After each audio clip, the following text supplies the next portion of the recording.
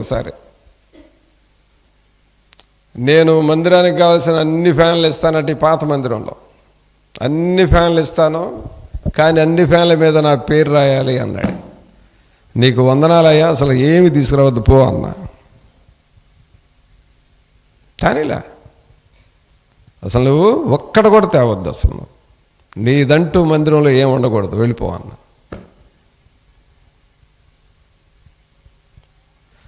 దేవుని ఎదుట నువ్వెంత, నీకు ఇచ్చింది ఎవరో దేవుడు, నువ్వు దేవునికి ఇచ్చేది ఏముంది?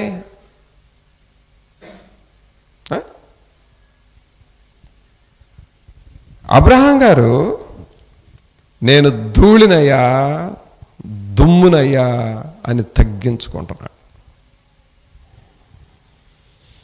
కొంతమందికి అండి ఈ తగ్గింపు రాదు. నేను గమనిస్తూ ఉంటాను, ఈ పండగల రోజు పలహారాలు తిని పేపర్లు కవర్లు అక్కడక్కడ పడేసి వెళ్తే, బాయ్ అన్నీ ఏరండి, అవన్నీ శుభ్రం చేయండి, ఆ వాటర్ గ్లాసులు ఏరండి, ఇలాంటి పనులు చెబుతూ ఉంటే అలాగ వంగి ఏరటం అంటే తగ్గించుకోవడం ఇష్టం లేని వాళ్ళు ఏరినట్లుగా బయటికి వెళ్తారు, జనాల్లో నుండి అటటటు చూసుకొని తప్పుకొని వెళ్ళిపోతారు. ఆ వెళ్ళినోళ్ళు ఎవరో కూడా నాకు తెలుసు, కానీ వాళ్ళు ఏమనుకుంటారంటే అన్నయ్య నన్ను చూడలేదులే, జనాల్లో తప్పుకొని వచ్చాను అనుకుంటారు.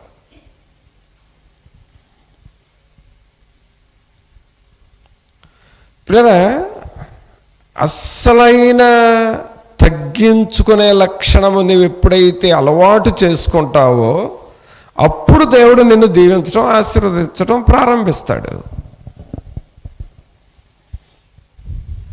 చాలామందికి ఈ తగ్గించుకోవటం అలవాటు ఉండదు.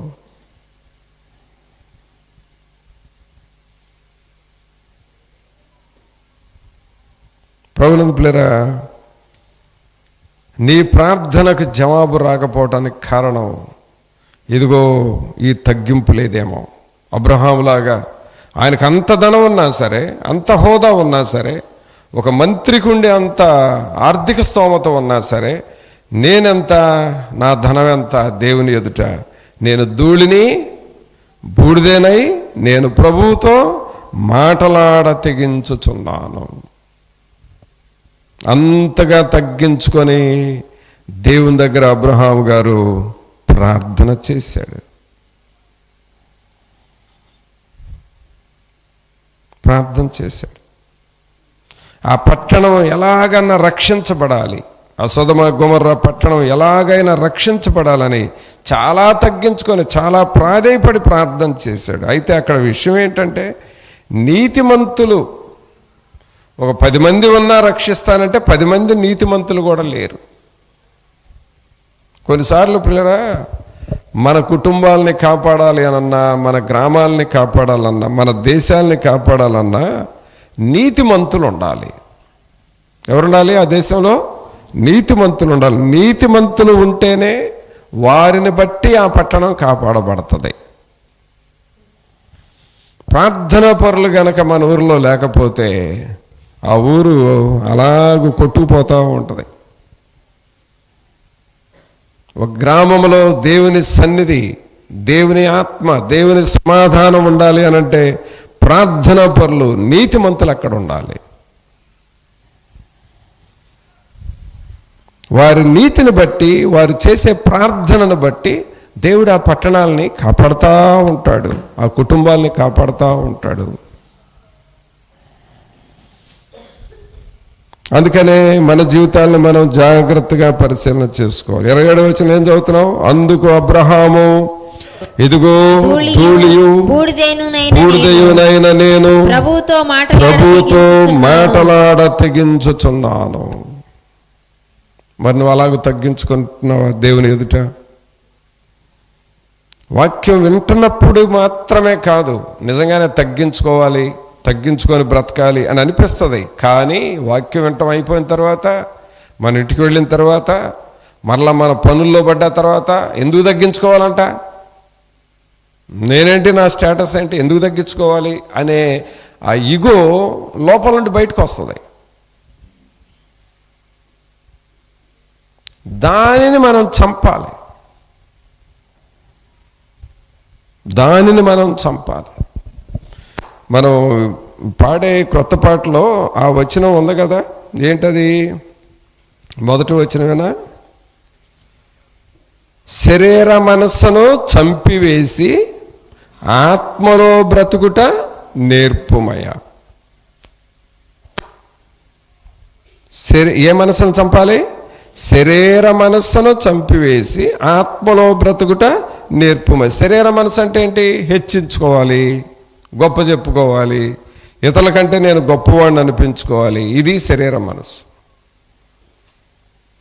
శరీర మనస్సును చంపివేసి ఆత్మలో బ్రతుకుట నేర్పుమయా. శరీర మనస్సును చంపివేసి ఆత్మలో బ్రతుకుట నేర్పుమయా. చూసారా? దేన్ని చంపాలి? శరీర మనస్సును చంపాలి. ఇప్పుడు అబ్రహాం గారు దేవుని దగ్గరకు వెళ్ళి అయ్యా ధూళిని దుమ్ముని అన్నాడు అనుకో, దేన్ని చంపినట్టు? ఆయన గర్వాన్ని చంపాడు. తర్వాత నేను ధనవంతుణ్ణి అనే మనసును చంపేశాడు. తర్వాత దేవుని ముందు నేనెంతటి వాడిని, నేనెంత, నా ఆస్తి అంత, ఎందుకు పనికిరానుండి నేను అనే ఆ మనస్సును చంపుకున్నాడు. ఆ గర్వం చస్తేనే మనం లోబడతామండి. లోపల ఆ అహంభావము, గర్వము, హెచ్చించుకునే మనస్సు, ఆ తగ్గించుకునే మనస్సు లేకపోవడం, ఇవన్నీ చస్తేనే మనం ఆశీర్వదించబడతాం. అంటే ఆ శరీర మనస్సును చంపేసి ఆత్మలో బ్రతకటం అంటే అర్థం ఏంటంటే దేవుని ఎదుట తగ్గించుకొని ఆయనను గొప్పవానిగా చేయటం. అబ్రహాం గారు అలా తగ్గించుకున్నాడు కాబట్టి అబ్రహాం గారిని దేవుడు బహుగా దీవించాడు. ఇంకొక వ్యక్తి కూడా ఎలాగూ, ఈయన ధనవంతుడే, ఈయన కూడా దేశం మొత్తం మీద ధనవంతుడు. ఈయనేమయ్యాడో చూద్దాం. యోబు గ్రంథం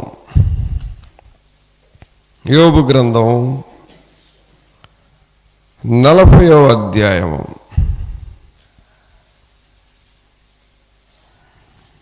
యోబు గ్రంథము 40వ అధ్యాయము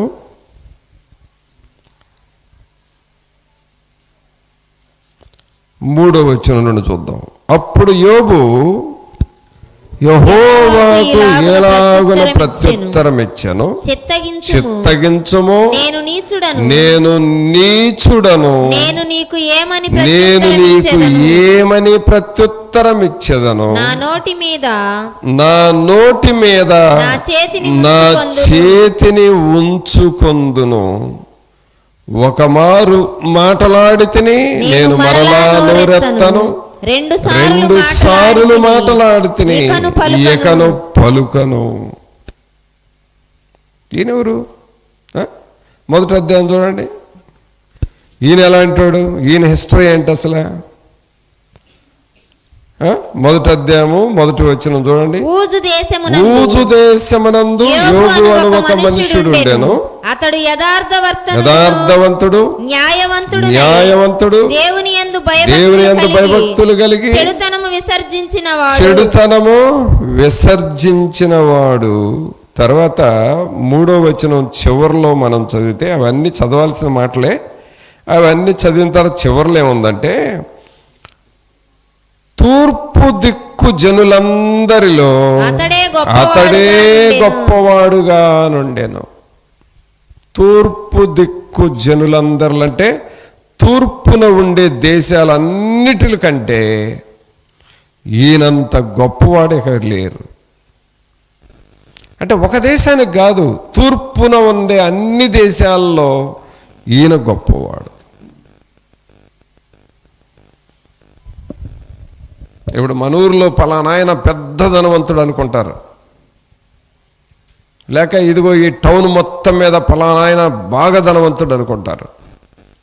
అట్లాగే దేశంలో కూడా ఒకళ్ళు ఉంటారు, ఎవరో దేశం మొత్తం మీద ఒకళ్ళు ధనవంతులు ఉంటారు. కానీ యోబు అది కాదు, ఆ ఏరియాలో ఉన్న అన్ని దేశాల కంటే గొప్ప ధనవంతుడు. ఇక దాన్ని బట్టి ఆయన స్టేటస్ ఏంటో చూడండి. కొంతమంది చిన్న చిన్న వాటికే గర్వపడతా ఉంటారు. కొంచెం డబ్బు ఉంటే చాలు పక్కంటి వాళ్ళు లెక్క చేయరు. కొంచెం పలుకుబడి ఉంటే చాలు, నా మాట వినకపోతే నేను ఏమైనా చేస్తానంటారు. అదిరిపడటం అది. కానీ ఈయన అలాంటి మాటలు అంటలా. దేవుని దగ్గరకు వచ్చి ఏమంటున్నాడు 4వ వచనంలో, చిత్తగించుము నేను నీచుడను. బా, ఏమన్నాడు అబ్రహాం గారు? దేవుని ముందు ఏమన్నాడు? నేను దుమ్మును ధూళిని అన్నాడు. అంత ధనవంతుడు. ఈయనేమో తూర్పు దిక్కున ఉన్న దేశాలన్నిటికంటే కూడా గొప్పవాడుగా ఉన్న యోబు ఏమంటున్నాడు? దేవా, నీ ఎదుట నేను నీచుణ్ణయ్యా, నేనెంత, నా పరిస్థితి ఎంత, నేను ఒక నీచుణ్ణి.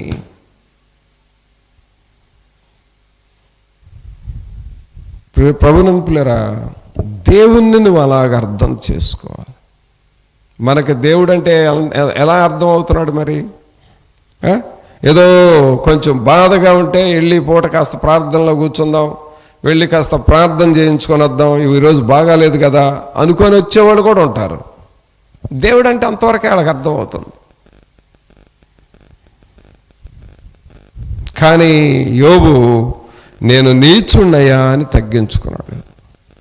అందుకనే బహుగా దేవుడు రెట్టింపు ఆశీర్వాదాన్ని యోబుకి ఇవ్వటం జరుగుతుంది. మరి ఇలాంటి గ్రహింపు మనలో ఉందా?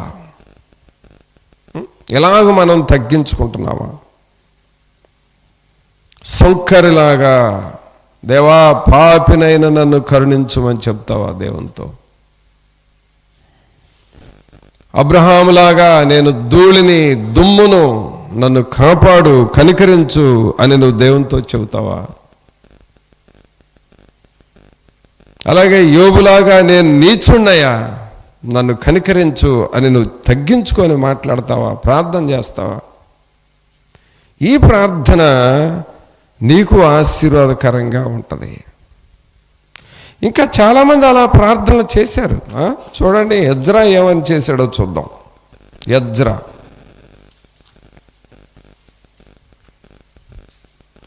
ఎజ్రా గ్రంథం 9వ అధ్యాయం తీయండి. ఎజ్రా గ్రంథం 9వ అధ్యాయము 6వ వచనంలో ఏమని ప్రార్థన చేస్తున్నాడు ఈయన? నా దేవా నా ముఖము నీ వైపు ఎత్తుకొనుటకు సిగ్గుపడి కిన్నుడనై ఉన్నాను. మా దోషములు మా తలలకు పైగా నెచ్చి ఉన్నవి, మా అపరాధము ఆకాశమంత ఎత్తుగా పెరిగి ఉన్నది. ఇప్పుడు ఈయన ప్రార్థన ఏమని చేశాడు? 6వ వచనంలో నా దేవా నా ముఖము నీ వైపు ఎత్తుకొనుటకు సిగ్గుపడి ఖిన్నుడనై ఉన్నాను. అంటే ఈ ప్రార్థన ఇప్పుడు వరకు మనం చూసిన ప్రార్థనలు ఎవరి ప్రార్థనలాగా ఉంది? శంకర ప్రార్థనలాగా ఉంది కదా. ఎవరి ప్రార్థనలాగా ఉంది? శంకరి ప్రార్థన. శంకరి కూడా అక్కడ ఆకాశం వైపు కన్నులెత్తుటకైనను ధైర్యము చాలక రొమ్ము కొట్టుకొనుచు తగ్గించుకొని ప్రార్థన చేశాడని ఉంది కదా. ఈయన కూడా అదే ప్రార్థన, నా దేవా నా ముఖము నీ వైపు ఎత్తుకొనుటకు సిగ్గుపడి ఉన్నాను. సరే, ఈయనెవరు? ఈయన హిస్టరీ ఏంటి? సరే, అక్కడంటే ఏదో దేవుని వైపు చూడటానికి కూడా ఇష్టపడలేదు ఈయన అని అనుకుంటా. ఈయన పరిస్థితి ఏంటి అని అంటే, ఈయన చాలా గొప్పవాడండి, చాలా గొప్పవాడు. ఎంత గొప్పవాడు అనంటే, ఎజ్రాను గురించి చెప్పాలి అనంటే, ఈయన ధర్మశాస్త్రం అంతటినీ చదివి ఆ ప్రజలకు నేర్పిన ఒక గొప్ప శాస్త్రి. అందుకని ఈయన్ని ఎజ్రా శాస్త్రి అంటారు. ఆ మొదటి అధ్యాయాలన్నీ మనం చదువుతూ ఉంటే ఈయన చాలా గొప్పవాడు అన్నమాట.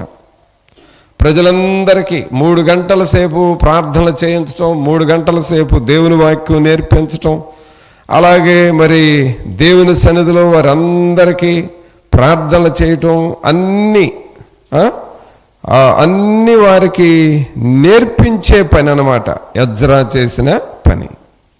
అంత గొప్పవాడు ఇక్కడ దేవుని దగ్గరికి వచ్చేసరికి నీ వైపు చూచటకు కూడా నేను సిగ్గుపడుతున్నానయ్యా అన్నాడు. మరి అలాంటి ప్రార్థనలు మనం ఏమన్నా చేస్తున్నామా? అలాగూ ప్రభు ఎదుట మనల్ని మనం తగ్గించుకుంటున్నాం. ఈ టైంలో ఏంటంటే ఏ కాడకి గొప్పలు చెప్పుకోవాలి. ఈనాడు సంఘాల్లో కూడా వచ్చేసింది. సంఘంలో కూడా నా పేరు చెప్పాలి, నేను గొప్ప అని చెప్పాలి. ఏదన్నా ఒక 10 కుర్చీలు తెచ్చారనుకోండి, ఆ 10 కుర్చీలు నేను తెచ్చానని చెప్పండి. నా ఒక ఫ్యాన్ తెచ్చానని చెప్పండి. మైకులో చదవండి అంటారు, ఊర్లో కూడా వినాలిగా. వాళ్ళకి ఆ గొప్పలు ఎక్కువైపోతున్నాయి. అసలు దేవునికి నచ్చంది నిన్ను నువ్వు గొప్పగా చెప్పుకుంటే దేవునికి నచ్చవు. ఇదిగో ఈ అబ్రహాం ఏమని చెప్పాడు దేవునికి? నేను ధూళిని దుమ్మును అని చెప్పాడు. సుంకర ఏమని చెప్పాడు దేవునికి? దేవా పాపినైన నన్ను కరుణించు అన్నాడు. యోబు ఏమని చెప్పాడు దేవునికి? నేను నీచుణ్ణి అని అన్నాడు. ఎజ్రా ఏమని చెప్పాడు దేవునికి? నా ముఖము నీ వైపు ఎత్తుకొని చూచడానికి కూడా సిగ్గుపడుతున్నాను, ఖిన్నుడయ్యాను అన్నాడు. చూడండి వాళ్ళ ప్రార్థనలో వాళ్ళ తగ్గింపు ఎలా ఉందో. ఇంకొకళ్ళు చూద్దామా? ఈయన ఇంకా హైలైట్. ఈయనేమని చెప్పాడో దేవునితో చూడండి. యెషయా గ్రంథం 6వ అధ్యాయం. యెషయా గ్రంథం 6వ అధ్యాయము 5వ వచనం. యెషయా గ్రంథం 6వ అధ్యాయం 5వ వచనం. నేను అయ్యో నేను అపవిత్రమైన పెదవులు గలవాడను, అపవిత్రమైన పెదవులు గల జనుల మధ్యను నివసించువాడను, నేను నశించి తిని. ఈ యెషయా ఎవరు అసలు? యెషయాని మన బైబిల్లో చాలా ప్రాముఖ్యత కలిగిన ప్రవక్త. ఈయనేమంటారంటే మేజర్ ప్రాఫెట్, పెద్ద ప్రవక్త అంటాం. ఈ గ్రంథంలో, యెషయా గ్రంథంలో ఎన్ని అధ్యాయాలు ఉన్నాయి చెప్పండి? 66 అధ్యాయాలు ఉన్నాయి. ఎన్ని అధ్యాయాలు ఉన్నాయి? 66 అధ్యాయాలు ఉన్నాయి. ఈ 66 అధ్యాయాలు ఒక ప్రక్కన పెడితే బైబిల్ మొత్తం మీద ఎన్ని పుస్తకాలు ఉన్నాయి? 66 పుస్తకాలు ఉన్నాయి. బైబిల్ మొత్తం మీద 66 పుస్తకాలు అయితే ఒక యెషయా గ్రంథంలో 66 అధ్యాయాలు ఉన్నాయి. అందుకని ఈ యెషయా గ్రంథాన్ని సపరేట్గా చెప్పాలంటే మినీ బైబుల్ అంటారు. దీన్ని ఏమంటారు? దీన్ని మినీ బైబుల్. ఇప్పుడు వ్యానుల్లో చిన్న వ్యాన్ని ఏమంటున్నాం? మినీ వ్యాన్ అంటున్నాం కదా. అలాగే ఈ యెషయా గ్రంథాన్ని మినీ బైబుల్ అంటాం. 66 గ్రంథాలు బైబుల్ ఒకటైతే ఈ యెషయా గ్రంథం ఒకటే మినీ బైబుల్. తర్వాత ఈ గ్రంథంలో ఎక్కువగా యెషయా గారు చెప్పింది ఏమిటి అంటే యేసుక్రీస్తు యొక్క పుట్టుకను గూర్చి, యేసుక్రీస్తు యొక్క రక్షణను గురించి బాగా చెప్పాడు 66 అధ్యాయాల్లో. అందుకని ఈ గ్రంథాన్ని రక్షణ గ్రంథము అని కూడా అంటారు. యెషయాకి ఈ గ్రంథానికి ఉన్న పేర్లు చెబుతున్నాను మీకు. యెషయా గ్రంథము ఒక పేరు, మినీ బైబుల్ రెండవ పేరు, రక్షణ గ్రంథం మూడవ పేరు. ఇక యెషయాకున్న పేరేమిటంటే పెద్ద ప్రవక్త, మేజర్ ప్రాఫెట్ అని పేరుంది. ఎంత గొప్ప ఆయనండి! నాకేమిలే నేను గొప్పవాడని అనుకుంటున్నాడా? నాకేమిలే నాకు అంతా తెలుసు అనుకుంటున్నాడా? ఈయన అత్యున్నత సింహాసనం మీద ఆసీనుడైన దేవుణ్ణి ప్రత్యక్షంగా చూసిన వ్యక్తి ఇక్కడ ఏమంటున్నాడు 5వ వచనంలో, అయ్యో నేను అపవిత్రమైన పెదవులు గలవాడను, అపవిత్రమైన పెదవులు గల జనుల మధ్య నివసించువాడను, నేను నశించి తిని. గొప్ప ప్రవక్త, మినీ బైబిల్ రాసిన ప్రవక్త, యేసుక్రీస్తు యొక్క పుట్టుకను గూర్చి ప్రవచించి యేసుక్రీస్తు ఇచ్చే రక్షణను గూర్చి రాసి రక్షణ గ్రంథము అని ఆయన రాసిన గ్రంథానికి పేరు వచ్చింది. అలాంటి ప్రవక్త ఇక్కడ ఏమంటున్నాడంటే, నేను అపవిత్రమైన పెదవులు గలవాడనయ్యా. ఎంతగానంటే అసలు దేవుని దగ్గర ఈ తల మీద ఉన్న జుట్టు కూడా తీసుకువెళ్ళి ఆయన కాళ్ళ మీద పెట్టేశాడు. ప్రియులారా, దేవుని సన్నిధిలో ఎప్పుడైతే మనం అలాగ సరెండర్ అయిపోతామో దేవుని ఆత్మ బలంగా మన మీద పనిచేస్తాడు.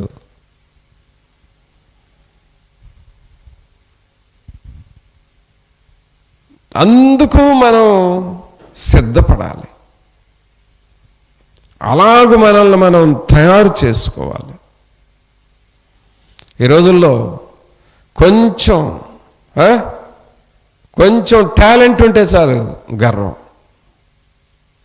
కొంచెం వాక్యం చెప్పడం వస్తే చాలు గర్వం, అసలు మారు మనసు పొంది బాప్తిసం తీసుకుంటే చాలు ఏదో పెద్ద పరిశుద్ధులు అయిపోయినట్టు ఎగిరెగిరి పడతా ఉంటారు అక్కడి నుంచి. మాకంతా తెలుసని ఊరకొరకనే రెచ్చిపోయే స్వభావం. కానీ ఇదేం చేస్తుందంటే మనల్ని, మన స్థాయిని తగ్గించే లక్షణం ఇది. కానీ దేవుని దగ్గర మనల్ని మనం తగ్గించుకుంటే దేవుడు మన స్థాయిని ఏం చేస్తుంటాడు? పెంచుతూ ఉంటాడు. ఆమేన్. యెషయా గారు అలాగ తగ్గించుకుని, నేను అపవిత్రమైన పెదవులు గలవాడను, నేను అపవిత్రమైన పెదవులు గలవాడను, అపవిత్రమైన జనుల మధ్య నివసించుచున్నవాడను, నేను నశించాను అని తనను తాను తగ్గించుకొని ప్రభు దగ్గర అడుగుతూ ఉన్నాడు. మరి అలాగ మనల్ని మనం సిద్ధం చేసుకుందామా? ఈ భక్తులైన వారు ఎవరు వీళ్ళల్లో ఇప్పుడు మనం చూసిన భక్తుల్లో అందరూ గొప్పవారే, అందరూ హోదా కలిగిన వారు, ఉన్నత స్థాయి కలిగిన వారు. కానీ దేవుని దగ్గరకు వచ్చేసరికి సంపూర్ణంగా తగ్గించుకొని ప్రభువుని అడిగారు. మరి అలాగ మనం సిద్ధపడుతున్నావా? అలాగ నువ్వు పరిశీలన చేసుకుంటున్నావా? దేవుని వాక్యములో ఏమనుంది అనంటే, మనము హెచ్చింపబడినట్లుగానంట ఆయన బలిష్టమైన చేతి క్రింద దేన మనస్కులుగా ఉండాలంట మనం. పేతురు రాస్తాడు చూడండి ఆ మాట. 1 పేతురు 5వ అధ్యాయము 6వ వచనం. 1 పేతురు 5వ అధ్యాయం 6వ వచనం. దేవుడు తగిన సమయమందు మిమ్మును హెచ్చించునట్లు ఆయన బలిష్టమైన చేతి క్రింద దేన మనస్కులై ఉండుడి. ఎలా ఉంటాలండి? దేన మనస్కులుగా. దేవుడు తగిన సమయమందు మిమ్మును హెచ్చించునట్లు ఆయన బలిష్టమైన చేతి క్రింద దేన మనస్కులై ఉండుడి. అంటే దేవుని దగ్గర అలాగ తగ్గించుకుంటా ఉంటే దేవుడు నిన్ను హెచ్చిస్తూ ఉంటాడు. మరి అలాగూ నువ్వు నేర్చుకుంటావు. అదండి భక్తి. ఈరోజున నేను గమనిస్తుంది ఏంటంటే, చిన్న చిన్న వాటికే బహుగర్వంగా ఉంటున్నారు మనుషులు. కొంచెం తెలిస్తే చాలు, కొంచెం నేర్చుకుంటే చాలు, నాకంతా వచ్చు అనుకుంటున్నారు.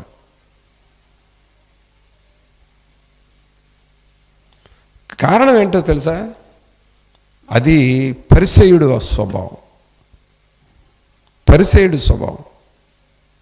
అది నెబుకద్నెజరు స్వభావం.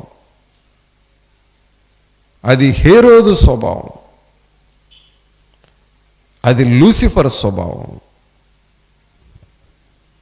భయంకరమైన స్వభావం అండి ఇది. చివరికి నీ నెత్తి మీదకే వచ్చి కూర్చుంటుంది అది. నువ్వేదో ఎగిరి పడుతున్నావు కానీ నీ నెత్తి మీదకే వచ్చి కూర్చుంటుంది అది. కానీ మనం వీళ్ళను ఫాలో అవ్వాలి. ఎవరిని?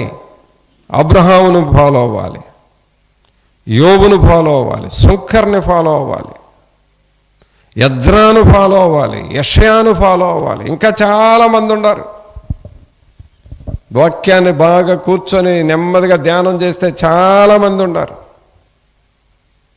వాళ్ళను అనుసరిస్తూ ఉంటే ఒకానొక దినాన ఆయన బలిష్టమైన చేతుల క్రింద అణిగిమణిగి తగ్గించుకొని ఉండే ఆ లెక్కలో ఉంటే నువ్వు హెచ్చింపబడతావు. మరి అలాగ నిన్ను నువ్వు తగ్గించుకుంటున్నావా? అలాగ తగ్గించుకుంటున్నావా? ప్రార్థన చేసుకుందాం. ఒక్క నిమిషం అందరం తలలు వంచి మన హృదయాలను మనం పరీక్షించుకుంటూ, ప్రభా నా జీవితంలో నేను సరిగ్గా ఉండాలి కదా ప్రభా, నాకు తెలియకుండా నాలో ఏం పని చేస్తుందో నాకు సరైన గ్రహింపునివ్వండి.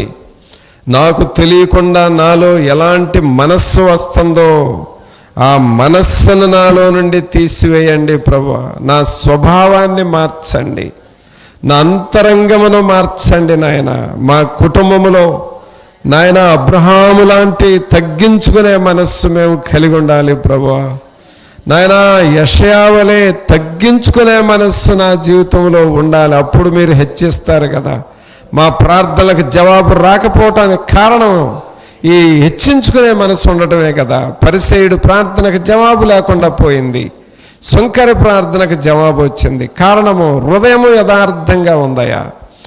మనం కూడా మనల్ని పరిశీలన చేసుకుందాం. సహోదరుడా సహోదరి, ఒక్క నిమిషం ప్రార్థన చేసుకో.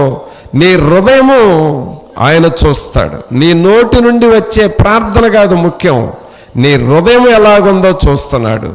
హృదయం యథార్థంగా పరిశుద్ధంగా ఉండి ఆ పరిశుద్ధమైన హృదయంలో నుండి ప్రార్థన వస్తే ఆ ప్రార్థనకు నువ్వు ఖచ్చితంగా జవాబు చూస్తావు.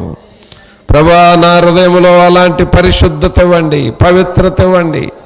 నమ్మకముగా నేను జీవించాలి. మనస్సు కఠినము కానివద్దు ప్రభా. మనస్సును నేను పాడు చేసుకునే వద్దు నాయన. సరైన జ్ఞానము నాకు ఇవ్వండి. నన్ను నేను తగ్గించుకొని మీ కొరకు జీవించాలి అని నువ్వు ప్రభువుని అడుగుతావా? పరిశుద్ధమైన మా ప్రభా, మీకు స్తోత్రాలు వందనాలు చెల్లిస్తూ ఉన్నాము. మహోన్నతుడా మహాగణుడా మా ప్రభు అయిన యేసు మిమ్మల్ని స్తుతిస్తూ ఉన్నాము రాజా. స్తోత్రార్హుడా మీకు స్తోత్రాలు, మీకు వందనాలు చెల్లిస్తూ ఉన్నాము. కృపా సత్య సంపూర్ణుడా మిమ్మల్ని స్తుతిస్తూ ఉన్నాము నాయన. ప్రభా అబ్రహాము లాంటి మనస్సు, యజ్రా లాంటి మనస్సు, యోబు లాంటి మనస్సు, యెషయా లాంటి మనస్సును మేము కలిగి మీ కొరకు జీవించాలి ప్రభా. అట్టి వారిగా మమ్మలను చేయండి.